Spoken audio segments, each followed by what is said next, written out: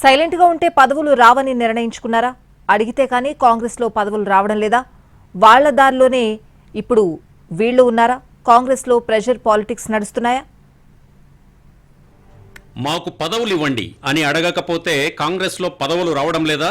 వరుసగా జరుగుతున్న పరిణామాలు చూస్తుంటే అవుననే అనిపిస్తోంది. కేబినెట్ విస్తరణలో మాదిగలకు అవకాశం ఇవ్వాలని ఆ సామాజిక వర్గం ఎమ్మెల్యేలు ఖర్గే మొదలుకొని ఇన్ఛార్జ్ మీనాక్షి నటరాజన్, సీఎం రేవంత్ రెడ్డి వరకు అందరికీ వినతి పత్రాలు ఇచ్చారు.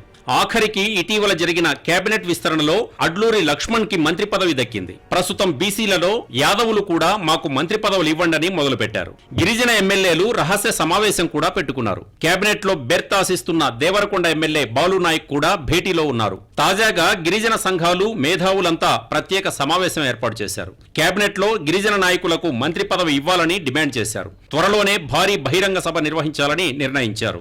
బంజారా జాతి జనాభాలో 7% ఉన్న కేబినెట్ లో చోటు కల్పించకపోవడంపై అసంతృప్తి వ్యక్తం చేశారు.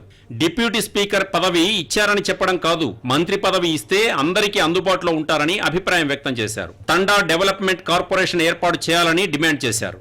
గిరిజనులకు కేబినెట్ లో మంత్రి పదవి ఇవ్వాలనే ఒత్తిడి ఇంటా బయట పెంచే పనిలో ఉన్నారు. గిరిజన ఎమ్మెల్యేలతో పాటు ఆ సామాజిక వర్గంలోని మేధావులు కూడా సమావేశాలు పెట్టి సర్కారుపై ఒత్తిడి పెంచుతున్నారు.